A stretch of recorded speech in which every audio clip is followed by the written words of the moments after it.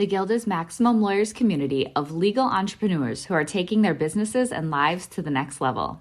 As a Guild member, you'll build relationships, be held accountable, and learn strategies specifically designed to get you unstuck and accelerate your plan for growth. Members are also granted exclusive access to masterminds hosted around the country. Our next event is coming up, and we're heading to Scottsdale, Arizona.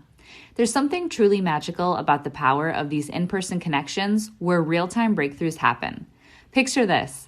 You're surrounded by like-minded law firm owners tackling your business and mindset challenges together. The energy is electric, the insights are transformative, and the results are game-changing. Investing in yourself is the best decision you'll ever make. The knowledge, strategies, and breakthroughs you'll gain are priceless assets that will supercharge your practice and propel you forward. Join the Guild and secure your ticket to Scottsdale at the best possible price by visiting maxlawevents.com. In today's episode, we're sharing a presentation from MaxLawCon 2022. Keep listening to hear Tyson Mutrux as we share his talk, Your Ideas Don't Matter. You can also head to the Maximum Lawyer YouTube channel to watch the full video. Now, to the episode. Run your law firm the right way. This is the Maximum Lawyer Podcast. Your hosts, Jim Hacking and Tyson Mutrux. Let's partner up and maximize your firm. Welcome to the show. While Amy's bringing up the case, I do want to thank Filevine. They're our title sponsor, and this would not happen without them, I promise you. So I want to make sure that I thank them. If you don't have Filevine, if you do have Filevine, make sure you go and visit them because it's really, really important. What's in that box is actually worth millions of dollars. Actually, what's in that box could potentially be worth billions of dollars. You want to see what's in the box? Yeah. Anybody? All right. I thought you might. So what's in this box are maybe my best ideas. Not all my ideas, but I've been collecting ideas since the 90s. I was a teenager at the time, but there's a lot of great ideas in here. They can make you millions of dollars. Millions. I actually have only shown a few individuals ever what's inside those books. It's very personal to me. Do you all want to peek inside a couple pages? Yeah, okay, good. Well, this is one of my favorite ideas. Hover grips. Okay? They're suction cups that whenever you go into the bathroom, I'm a germaphobe. So when you have to sit on a toilet seat, you suction yourself, the handles to the stall walls, and you hover over the toilet seat. If you think I'm nuts, these exist, okay? There are a lot of different variations. I had this idea in the 90s, though, I'm telling you. It's a great idea. It's $1 million idea. The next thing is a windowsill barbecue grill, okay? I'm not making this up. These are real notes from a long time ago. As an injury lawyer, it makes me cringe when it comes to thinking about liability. And I actually didn't think this thing would ever exist. I found so many windowsill barbecue grills on the internet, it shocked me. So you can get one for $185 if you want. Another $1 million idea. This next one, it's a dog dryer, okay? Who here has a dog? Okay, so whenever I don't ever do it, Amy does it, but whenever you shampoo the dog, they get all wet and they shake and it's just a mess and you gotta wait forever for them to dry off. Well, this is perforated on the bottom, and so the air blows up and it dries up the dog. It's basically a cage is what it is. This is actually one that's for about $3,000. Really expensive. It's another just great idea that's in my books, right? This is one of my favorites, though. It is the radio telephone. And this is whenever I used to work at State Farm as an intern. I literally stuffed envelopes is what I did. And so what I would do is I would wear these headphones and it would be attached to a radio, and I'd actually listen to FM radio on it. But my note on this was really funny. For people at work who want to listen to radio but who want to look like they're working. So you could basically just sit on the phone and just listen to the radio all day. It's a terrible idea, obviously. But all these ideas are terrible ideas. And over the next couple days and even yesterday probably, you're getting a lot of ideas. You're going to hear about Filevine, which is fantastic. Case status, fantastic. You're going to hear people talking about you should hire this person or you should fire that person, or this is what you should do. You should do SEO because that's going to get you the most clients. Or, the best strategy is referrals. That's how you build a practice, is on referrals. Okay. You're going to get a lot of these ideas. None of those ideas matter though. None of them do. None of the ideas in this box matter. Not a single one of them. But really, why is that? A little story about a dentist by the name of Lawrence Barnet. Lawrence had this idea. He's sitting around and said, you know what? I want to create this yard game. What you do is it's a metal object. It's got a sharp end on it. When you throw it up in the air, and it comes back down into a little circle, okay? And as you can see, kids played with this toy. Well, this caused 3 deaths in children and 6,000 injuries, very serious injuries. It was a very bad idea, okay? And part of the problem is that many of you will come up with these ideas, or you'll hear these ideas, you will take them back to your firms, and you will start the destruction process of your firm.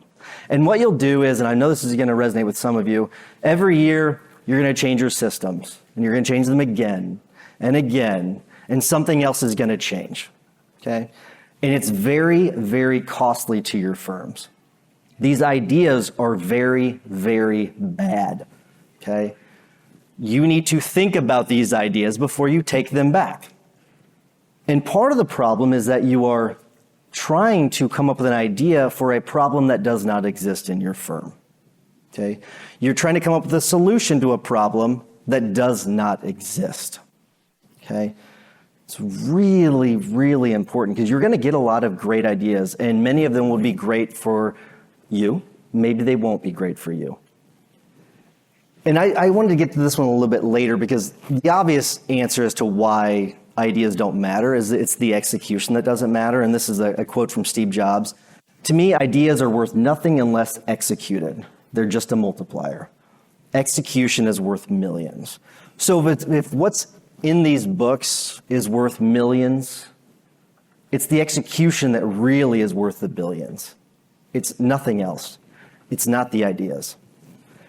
And what many of us do, and I'm including myself in this, is that we spend all of our time in this little squiggly area. We just generate ideas and we drive our people nuts. We just drive them absolutely batty. And I'm seeing heads nod because you know what I'm talking about. And the reality is that we should take 1 or 2 really, really good ideas, or even mediocre ideas, or even honestly bad ideas sometimes, and just focus on the execution stage. And that is where you're going to make your money, is executing. So, and I'm not poo-pooing ideas. I have ideas all the time. I drive my people nuts. But what do you do whenever you have an idea? You need to focus on the execution. Focus on the execution, okay? Take a couple of the ideas from the next couple of days and focus on executing 1 or 2 of those. You need to have a battle plan. And I chose battle plan intentionally because, I don't know if you know this, but tomorrow is the 80th anniversary, if my math is right, of the Battle of Midway. And it took a lot of planning to do. I love watching World War II documentaries. It's fascinating that some of the things that they did. They took inflatable tanks and trucks and they took them to Midway.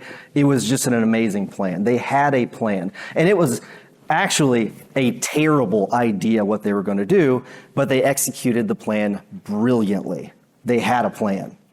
So you need an idea battle plan. And I'm going to give you some tips. First, the first thing you need to do when you hear an idea and you think you're going to implement it, you need to define your goals. What do you want to accomplish with this idea? Then research the idea. If you do these 2 things, just define your goals and then research it, you're going to filter out about 99% of your bad ideas. You're going to get rid of them. You get past that, now you start outlining your tasks. You start assigning those to your team. Then set aside the necessary resources for it, okay? That's the execution part of it. You'll notice that there's only 2 of these that are actually the idea phase. The rest of it's the actual execution phase of this, the most important part. The Zapathon is back. If you're new around here, the Zapathon is the OG automation workshop. At this next exclusive Guild event, we're partnering up with Maximum Lawyer's good friend, Kelsey Bratcher, to bring you a day-and-a-half automation workshop. The idea of automation is simple, right? Identify a repeatable pattern of tasks and then use technology so that business process can happen without you. But setting up that technology can be daunting, time-consuming, and even have a steep learning curve. Join us in person and you'll create automations on site that will start working for you before you even leave Austin. Join the Guild today and grab your ticket at maxlawevents.com. So, the Guild members hear me talking about this all the time. You should put it on your calendar. That's right. You should put it on your calendar. I'm going to show you this picture. I don't know if I mentioned this, but I'm a pilot. Have I mentioned that before? Because I'm a pilot. This is the designated pilot examiner. I felt like garbage that day. My allergies were awful, but I became a pilot that day. And I went back and looked because it took a little bit longer than I'd anticipated to actually get my pilot certificate. And if you look down here, this is for July and August of last year. I had put in 20 flight hours, and it's based on Hobbs time. It's not the actual time you spend out there at the airport. You only get credit for the time that the engine is on. And I was on a really good clip. I was on a pace of getting my certificate by last year's conference in October.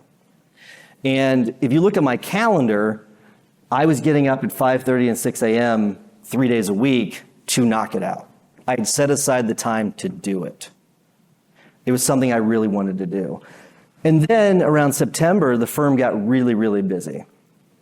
And if you look in October and November, I put in only 8.7 hours. And I was really curious because I wanted to see if I had it on my calendar. And I had 3 dates on my calendar. I had no dates in November, not one date. That does not mean I wasn't flying. What I was doing was I was trying to fit it in here and there. It's the things we do on a daily basis where I'm going to do that. I'm going to do that. Well, I'll do it tomorrow.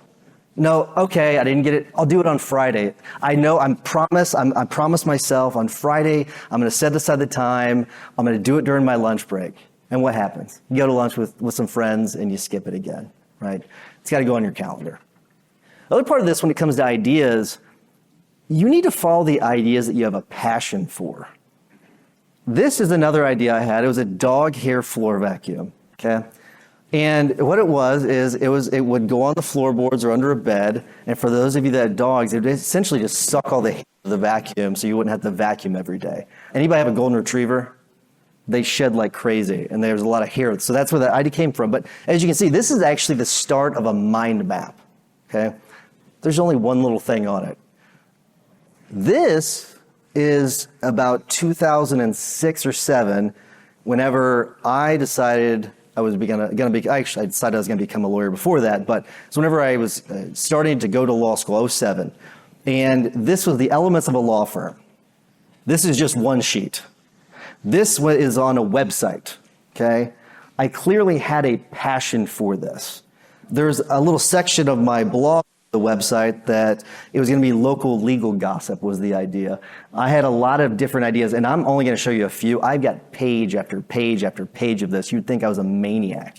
Here's another one on free upgrades for clients that I was going to give to people. There was just a bunch of crazy stuff. Here's one when it comes to advertising. This is just one page on advertising, a bunch of different ideas on that. But I clearly had a passion for it. I didn't have a passion for hover grips. I didn't have a passion for dog dryers. Just it wasn't for me. Another thing, and this is a really interesting quote, and it's something I just recently heard. Make sure you're not selling trombone oil. This is from Michael Iger. He had gotten this advice from a former boss of his. And he says, avoid getting into the business of manufacturing trombone oil.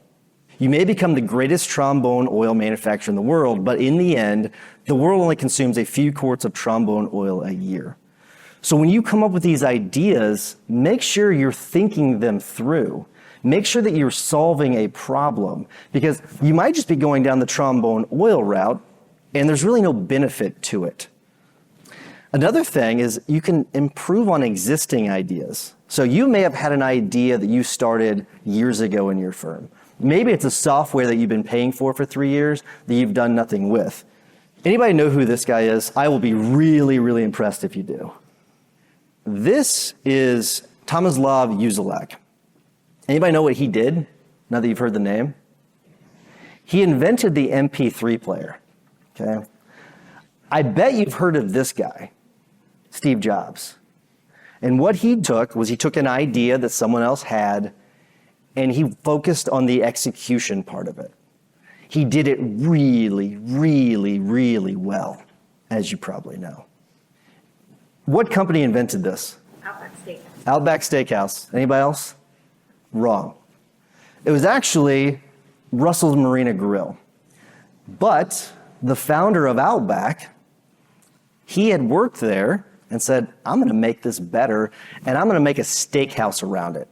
He took an existing idea and he executed it really, really, really, really well. Steaks are not great, but Bloomin' Onion's amazing.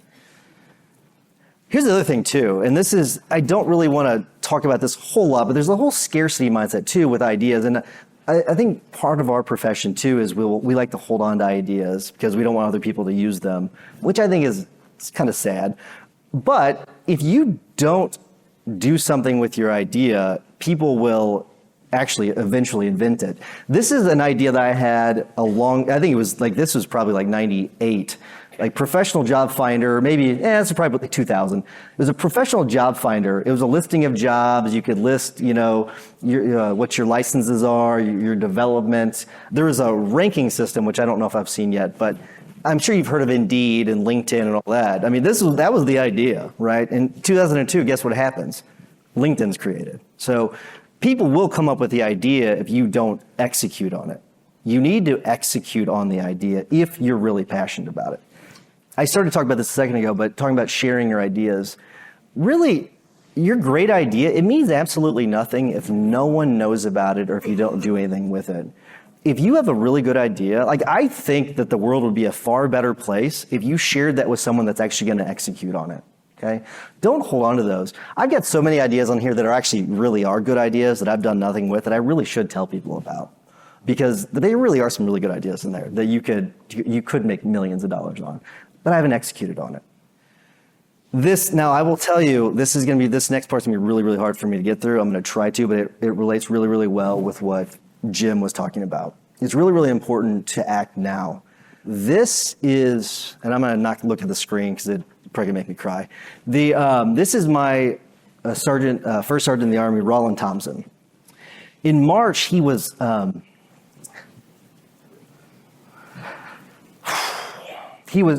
don't get very emotional, as you'll probably know. He was murdered by his stepson. And Roland is one of the nicest people I've ever met.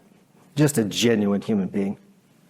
And I know that he and his wife, Amy, had lots of plans. They had so many plans for each other. If you read, there's a section in this Facebook post, that's why I put it in there, but we still needed you here. Because they still needed each other. They had things they wanted to do with each other. And what I want for you, I'll go back to that picture in a second, but what I want your ideas to matter. I do want them to matter. You have got so many great ideas. I want you to execute on those ideas. I don't want them to sit in a box. I don't want them to sit in a notepad with nothing going on with them. I want you to execute on those. Because I'm sure that if you were to think about you being on your deathbed, or if you open that card and it tells you what your expiration date is, I'm sure there are ideas that are in your head that you would have a lot of regret on not executing on them. And so please think about that. If you have something you want to do, please do it, okay? Please, please do it. I don't want you to have that regret when you're on your deathbed. Please, please, please make your ideas matter. Thank you. Thanks for listening to the Maximum Lawyer Podcast. To stay in contact with your hosts and to access more content, go to MaximumLawyer.com. Have a great week and catch you next time.